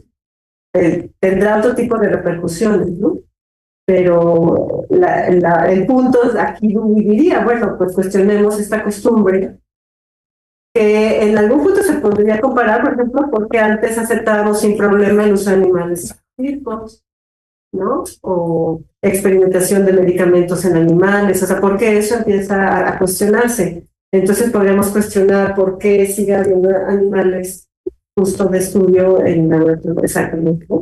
Y por ahí va Van también, hija, ¿cierto? Sí. Pero muchas gracias. Empecé al revés, espero que no les importe algunos aspectos a ver. Bueno, tiempo y narración, sí, pues está citado Riquet por la fuerza de la narración, porque eso no es solamente que conecte con las emociones que compartimos en la dimensión primaria que diría Dewey, sino en la idea de que nos afecta. O sea, cuando entramos en la narración, nos dejamos afectar, ¿no? Luego, pues muchas gracias, qué coincidencia. Esto es Novara. Un libro lleva al otro y lleva al otro, como uno explica al otro y desde otro ámbito uno no lo acaba de leer, ¿no? Voy a tomar en cuenta lo que hizo de Whitehead por el hilo conductor de la continuidad. No sé si se me queda algo ahí. Antes de que se me olvide, Jesús, muchas gracias por escucharme. Fíjate que yo no sé si Spinoza influenció a Dewey, pero hay un punto cuando leo a James y a Dewey que no puedo olvidar Spinoza, porque Spinoza habla de que la manera como el cuerpo de uno puede conocerse o puede percibir lo que le ocurre solo puede ser a través de otros cuerpos. Entonces, digo, habría que indagar ahí, pero es bonita la idea de que lo que yo puedo conocer, lo que yo puedo percibir, lo percibo solo en la manera como otros cuerpos me afectan a mí, ¿no? Unidad de análisis me sigue dejando, no sé, desde que formulé la pregunta me quedé pensando porque, pues corríjanme si me equivoco, Ana Rosa y así que saben más de Dewey, pero es que Dewey lo que diría es desde las prácticas. Y justamente lo que ocurre con la escuela de Chinampera y lo que comentamos hace un momento, ¿no? Si volvemos a insistir, creo yo, bueno, ahora hagamos una unidad de análisis y la metodología, y cuando vas a la escuela de Chinampera, cuando vas a campo, cuando te encuentras ahí, te das cuenta que no hay unidad de análisis que vale. O sea, en realidad aprendes desde las prácticas y es justamente esa es la idea, el dejarse afectar desde esas prácticas. Porque si uno lleva una unidad de análisis, en este caso pensada o un plan trazado, pues no te va a funcionar. Y ese es el problema de la excepcionalidad, el excepcionalismo de los seres humanos en este uso instrumental de los recursos naturales y los animales. Es la idea de que nosotros podemos poner un plan por encima de lo que ocurra en práctica en el entorno.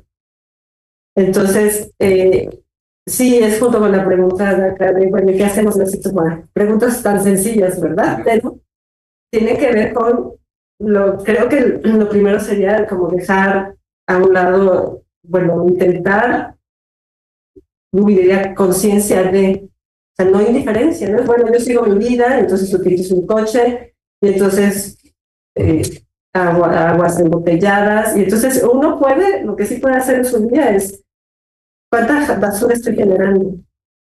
¿Cuánta de este reciclable? No tengo una respuesta a la pregunta de cómo la aterrizamos porque es muy complejo, pero lo que sí, en función de lo que expuse, tendría que ver no con unidad de análisis, sino que esto ocurrió en la práctica. Entonces, ¿por qué ahora a mí no se me ocurre tener un perro amarrado ahí, ladre y ladre? Pues porque eso es violencia al animal, ¿no? Si no tengo espacio para tener un perro, no lo tengo. O si hay un perro que pasa sed porque tiene calor, o las abejas, pues entonces les pones agua. No sé, no estoy diciendo que así se resuelva, pero somos miembros de comunidades de una ciudadanía. Entonces, en la medida en que bajemos nuestra postura y nos pongamos más, bueno, me dejo afectar, entonces escucho cuáles son las problemáticas, escucho cuáles son las necesidades. Y entonces es como intentar ver por otro lugar que no sea el que yo me imagino, o el que yo percibo, o el que yo planeo que puede ser. Creo que tiene que ver con escuchar en las prácticas. No tengo respuesta a cómo lo aterrizamos, porque entonces podemos decir políticas públicas, pero no sirve, o sea, tiene que venir desde las prácticas. Dewey te respondería que educación, pero claro, es todo un proceso que lleva mucho tiempo de conciencia de cómo recolectamos agua que llueva, pero tenemos que dejar de talar, entonces hay que ver la manera que, por ejemplo, en Michoacán se dejen de acabar los bosques para cultivar aguacate. Entonces, bueno, ¿yo qué hago? Yo no como aguacate. A lo mejor mi acción no hace demasiado, pero soy consciente de que esto que yo compro es como voy a comprar un animal que está en peligro de extinción, pues no estoy dando una respuesta, pero estamos todos interconectados. No se resuelve por algo que venga de arriba para que se imponga. O sea, en las prácticas la educación tiene que irse cambiando, pero eso no es una labor de una sola persona o de un solo grupo. Y la realidad mexicana es muy compleja. Bueno, del mundo. Pero es, por ejemplo, el por qué se talan bosques en lugar de generar más lugares donde pueda captarse el agua, ¿no? Entonces, todo está involucrado. En resumen, no creo que tengamos que acudir a una unidad de análisis, es desde las prácticas, y por lo demás no tengo respuesta, es una pregunta demasiado compleja, ¿no? Luego, continuidad, bueno, que sí es una realidad en proceso. A lo que comentabas, Ana Rosa, muchas gracias. Sobre lo que dices de la imaginación, sí, pues es que Pierce, que como dice, lo dice muy bonito. Él explica que, por ejemplo, el conocimiento científico no sería posible sin la imaginación, porque proviene de ahí, ¿no? O sea, cuando se genera una idea, bien, no es que esté comprobada ya de antemano, sino es la imaginación que se tiene para generar una hipótesis. La educación en Dewey, sí tengo que ir, o sea, sí sé que está pendiente del tema de la educación, pero esto de los animales a mí me tiene capturado.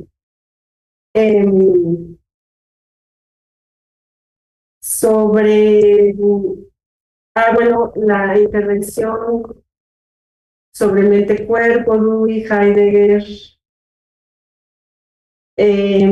los problemas aquí anoté los problemas que se han visto en la chinampa y cuáles son las disciplinas que están. Bueno, eso es una pregunta para Eurídice, ¿no?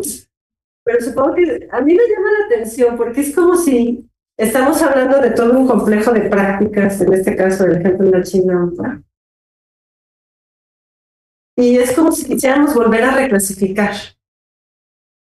Y yo creo que parte de lo que no hay que hacer es eso, porque es bueno, ¿cuáles son las disciplinas que están ahí? Pues digo, Neuri dice, pero pues están los antropólogos, pero están los músicos, están las cocineras, están los médicos, y están los niños, y están los jóvenes, ¿no? Porque cuando tú exponías en el seminario, tenía mucha relevancia los jóvenes que acudieron a la escuela y daban su experiencia de lo que les dejó esa escuela. Entonces, se apropiaban como de su misión, de este es nuestro lugar, y hay que mantenerlo. Entonces, claro, en un contexto así, en que lo que empuja a mantener un ecosistema no es, luchemos por el ecosistema, es la apropiación de esto como nuestro, ¿no? Entonces, y si nos preguntamos cuáles son las disciplinas que están interviniendo aquí, parece como, bueno, no importa, porque estamos una serie de agentes interactuando aquí y va en esta dirección de mantener la chinamperas o mejorarla o cuidarla o que quede en menos riesgo.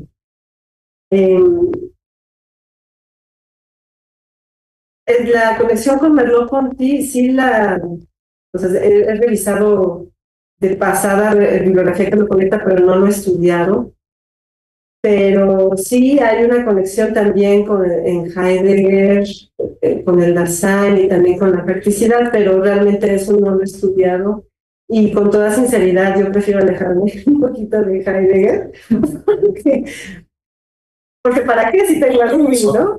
O sea, tengo a Ruby, tengo a James, y se puede entender desde otro lugar, pero creo que Ruby, James y Peirce en este caso también nos entienden mejor en este ámbito de la disciplina, así lo considero.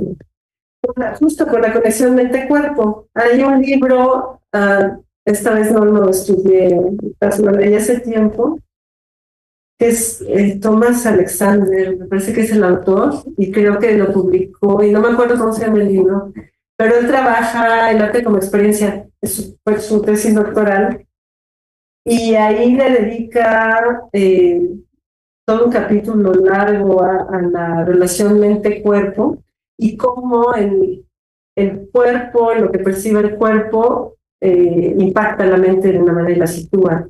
Y es muy interesante, tampoco eso lo he trabajado o compilado, pero al no haber dualismo, la idea de dejarnos afectar por los demás parece que tiene una fuerza que es importante, ¿no?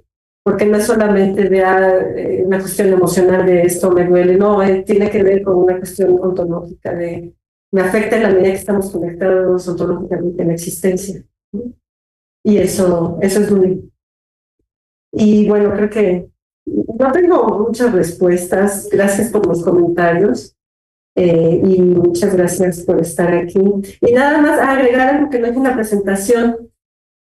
Otro de los que he citado es el otólogo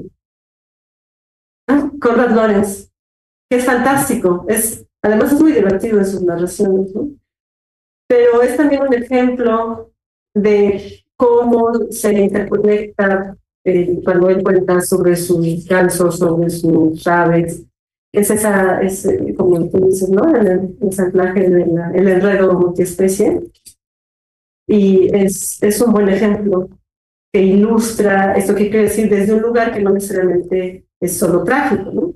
Aunque también tiene sus textos de todos sus procesos de duelo de animales que pues con el que y bueno, nada, muchas gracias. Muy contenta de estar aquí, muchas gracias. Pero perdón, dime. César y César, Mario, sí, no, Mario. Sí.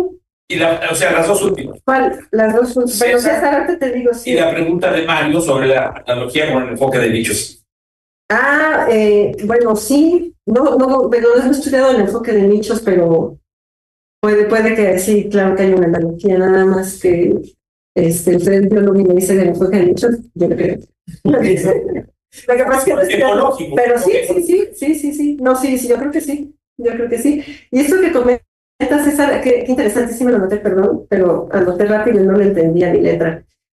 Es muy interesante cuando comentas esto del tacuache, ¿no? Porque fíjate, esto que comentas me dejo afectar no solamente porque yo me compadezca o sienta dolor conectado con el dolor que siente el animal. Los animales son especialmente sensibles a entender cuando nosotros estamos mal. Entonces es como mirar desde otro lugar. O sea, ¿qué le aprendes? ¿Qué le aprendes al animal? ¿Qué le aprendes a su manera de relacionarse? Y cuando está cerca de ti, ¿qué le aprendes? En lo que tú me estás contando es, el animal, el tlacuache en este caso, se compadece, se sensibiliza al dolor del ser humano. Y tiene que ver con girar la cabeza. No todo proviene de mí. Y tengo mucho que aprenderle al animal. Y esa es la idea de dejarse afectar. Sí, muchas gracias por la intervención. Gracias. Bueno, pues muchas gracias. Yo quisiera nomás abundar un poquito más porque sobre el comentario de Mario, yo efectivamente, sí. Mario, encuentro muchas analogías y más que analogías entre tu presentación que nos hiciste de transdisciplina, donde el enfoque de nichos, y bueno, yo siempre te pido que cuando puedas vuelvas a presentar esa maravillosa fotografía del nicho de León Olivet, ¿no? León Castor, ¿cómo le llamas? ¿No? Una maravillosa realmente fotografía que presentaste, si la puedes compartir aquí, creo que sería. Sí, es que hubo una presentación sobre nichos. Sí, de Mario. Ah, sí, es que no. Sí, hacenos, no solo sobre nichos, sino sobre el enfoque, sobre la concepción de transdisciplina de Mario, sobre todo porque ahí no hay jerarquías, ¿no? Y son radicalmente antiantropocéntrico el enfoque. Pero mira, Mario, yo estoy aquí comentando de lo que comenté de tu ponencia. Por favor, si puedes intervenir directamente. Bueno, pues agradeciéndote el comentario y más que ahondar en la cuestión de construcción de nichos ahorita, que creo que daría para rato explorar la relación. Sí quisiera señalar, digamos, algo en torno a la unidad de análisis, ¿no? Entiendo muy bien la postura de Mónica, ¿no? Que nos dice, bueno, eso de ir con una unidad de análisis prefijada, pues es un poco a priorismo, a tratar de encajar la realidad ahí, ¿no? Pero yo, sin embargo, sí quisiera señalar que en la transdisciplina, pues vamos a tener por fuerza una red de agentes, una red de saberes en determinados contextos, y esos agentes tendrán determinados intereses y prácticas.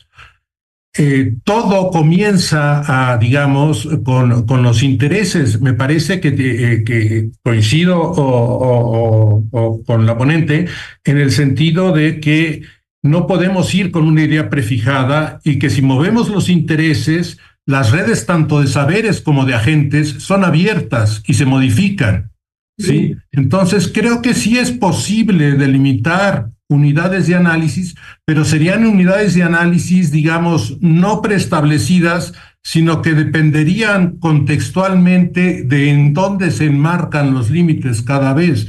Creo que esta idea podría ser sumamente rica explorarla. Digamos, de alguna manera lo que se está haciendo aquí es, digamos, voltear el orden de los estructuralistas, del núcleo, las aplicaciones, la comunidad científica, ¿no? Y decir, no, lo primero son la comunidad científica con sus intereses y después vienen las aplicaciones y el núcleo que pretenden aplicar. Digamos, es un poco como, no sé, lo dejo ahí como enfatizando la idea de que sí hay redes, pero son redes abiertas y son redes tanto de saberes como de agentes. Precisamente, Mario, ¿por qué no considerar el concepto de red incluso en la concepción, aquí está, en la concepción de Molines, que es al final de cuentas lo que está proponiendo Ulises? La red como una nueva unidad de análisis incluso dinámica, ¿no? Incluso que integra tradiciones, ¿no? Pero yo creo que aquí lo más interesante del concepto de red, pues es la trama. Es justamente una red, es una trama. Y la trama es la componente fundamental de las narraciones. ¿no? Incluso es muy interesante esta sinonimia que hay entre la estadística, que es una forma de contar cuentos, es decir, de vincular puntos dispersos, ¿no? Discretos, en un continuo. Al final de cuentas es la estadística, ¿no? El ajuste de la curva es plot. El concepto es muy interesante, como el concepto de plot en estadística pues corresponde a la misma idea de plot como trama de la narrativa, ¿no? De la narrativa. Sí. Y quizás sea este concepto, no sé, de red, una siempre provisional, siempre dinámico, el que pueda ser considerado no como algo preestablecido, pero sí como algo de construcción, lo más cercano a una unidad de análisis. ¿Cómo lo verías? Y que se va a reproducir. Absolutamente. Sí, claro, eso sí. Y eso también es útil, aparte de las prácticas, y vas generando como, él lo dice en la valoración de cómo debe hacerse, así se hace y cómo debe hacerse. Entonces, en las prácticas viene como la parte de cómo hay que hacerlo. Pero entonces no está cerrado, sino se va retroalimentando y eso es flexible. Exacto. Sí. Digo, para continuar con esta discusión, Mario, me gusta la postura de estas unidades cambiantes, dinámicas, abiertas. Creo que puede ser. Lorenz Barsalú habla de categorías ad hoc, por ejemplo, podríamos pensar en unidades ad hoc, efímeras, que nos sirven para el momento y luego pasaron de largo. Sin embargo, para ser un poco abogado del diablo, me parece que hay prácticas, porque volviendo a lo que nos propone sobre prácticas y cómo estas unidades quizás de alguna forma se negocian o se construyen sobre la marcha, pero estamos también inmersos de casos de prácticas que han sido nefastas también para el medio ambiente, por ejemplo. Es decir, yo trabajo con comunidades indígenas y también sé cómo se comportan. O sea, lo que voy es que me parece que no estamos al abrigo no podemos simplemente prescindir. Yo no soy verticalista ni jerarquista, sin embargo, me parece que en las prácticas de todas maneras necesitamos criterios epistémicamente privilegiados. Y entonces, eso parece que no se resuelve en la misma práctica, a menos que sea la práctica científica, en el sentido ya más tradicional. A lo que voy es que las prácticas también tienen que ser esclarecidas, ¿no? Por un núcleo de saberes, ¿no? Que a su vez quizás no dependan de la práctica y hay que discutirlo. Pero no podemos, o sea, esa horizontalidad, digamos, a rajatabla es muy bonita y todo, pero yo me pregunto si realmente nos lleva. Las prácticas se revisan y esa es la actitud científica pero no es de que el científico tenga que decir, sino que es ¿por qué hacemos esto? Y con esta práctica estamos, por ejemplo, se acabó el bosque en parte de Chiapas porque se sembró. Esta práctica no está funcionando, está erosionando. Se revisa, pero el tema es revisarlas. Entonces, a la luz de esa revisión, de esta crítica, por eso decía el ojo hacia el pasado, el presente, dejamos de hacerla. Pero no significa que prime un criterio que por ser comunidad indígena esté mejor o porque es comunidad científica mejor. No, es que prácticas y en relación con ese impacto, en este caso en el medio ambiente, se revisa, pero tienen que ser revisadas. Sí, por supuesto. ¿No? Estoy hablando sobre todo del rol de la teoría versus la praxis, ¿no? Y como justamente las prácticas, por ejemplo, indígenas, ese papel teorizante existe de cierta forma en las narrativas, por ejemplo, pero no de la misma forma que se nos da en la ciencia.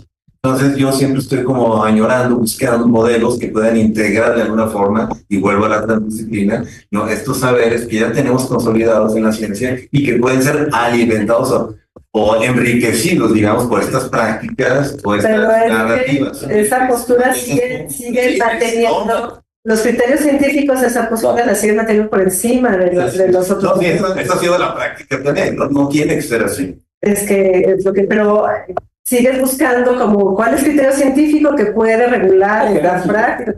Y yo creo que... Pues no es jerárquico, es privilegiada en el sentido de que hay que saberes y los sabemos, ¿no? Que han sido encontrados por experimentación y sabemos cuál es el valor de la aceleración de gravedad, ¿no? No ha sido una práctica que nos ha dado ese valor, ¿me explico? Bueno, en un sentido... No, pues no, está el libro de Samuel, cuenta todo que la pero se ha conservado. Claro que sí. A ver, aquí hay dos intervenciones, creo que estamos entrando a un tema alquidísimo y a todo, perdón, ya no voy a decir padrísimo, sino a toda madre. Sí, ¿no? ¿Por qué va a ser una mala expresión a toda madre? ¿No? Y una buena expresión padrísima, entonces, a toda madre. Y bueno, está José Luis y Mario, por favor. No sé. Creo que Mario tenía la mano levantada antes que yo. Mario, adelante. Bueno, gracias. Tomo la gentileza porque tengo que irme al rato. Bueno, yo nada más quisiera decir que lo que necesitamos es una noción más sofisticada y claramente dinámica, no cerrada, sino justamente abierta, ¿no? Y sensible a los contextos y a los, digamos, a los valores locales, ¿no? Justamente de cómo se articula esa unidad de conocimiento, que ya no me atrevería a llamarla tampoco de conocimiento, porque, bueno, justamente en esta cuestión de darle flexibilidad a esa nueva entidad, yo hablaría más bien de saberes, ¿no?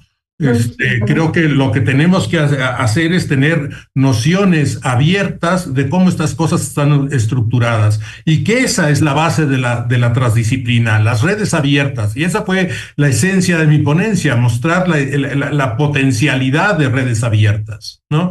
Desde una perspectiva, si quieren, muy analítica, ¿no? Pero sí, en eso. Muy bien, gracias. José Luis, por favor. Bueno, ya Ambrosio dijo que estábamos entrando en un tema muy álgido y muy polémico y muy difícil. Y muy bueno. Pero bueno, no puedo dejar de mencionarlo muy rápidamente. Yo estoy muy inquieto respecto a la relación entre saberes de la ciencia, saberes populares, saberes tradicionales y demás. ¿Qué actitud podemos tomar ante estos saberes en una transdisciplina que necesariamente se origina desde la ciencia a una apertura cada vez mayor y demás, ¿no? Miren, me voy a referir a una frase que mencionó Mónica en algún momento, a un concepto que mencionó en algún momento, y que a mí obviamente no sé exactamente qué me produjo inquietud, vamos a ponerle de esa manera. Mencionó, al hablar de las plantas, y hay alguna literatura interesante ahora sobre las plantas y la conciencia en las plantas y demás, como de una manera muy clara que la gente sabe que su actitud o sus emociones tienen que ver cómo las plantas se desarrollan por ejemplo, las plantas domésticas que tiene en su casa.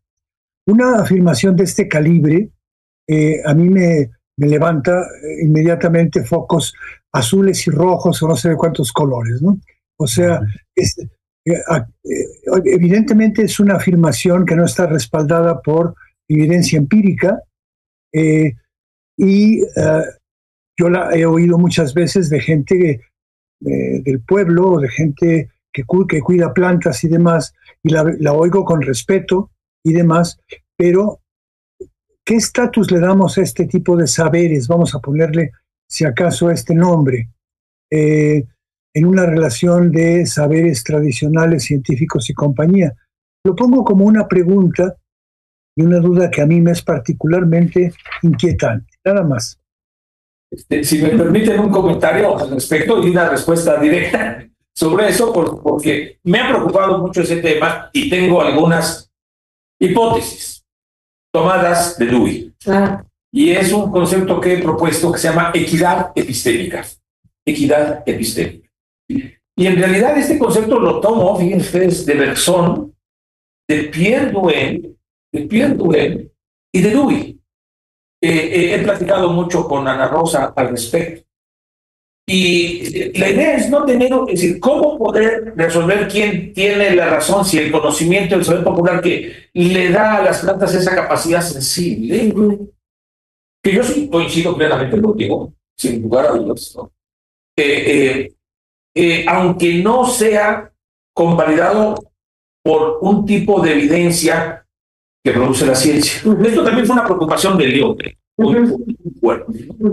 Que al final, yo tuve con él una discusión de 30 años sobre eso y siempre pues me sorprendía su creciente radicalidad, y lo voy a decir la expresión de León: relativismo moderadamente radical. El concepto de León, ¿no? Que es con el que termina y que yo lo aplaudo, lo asumo, me lo apropio, etc.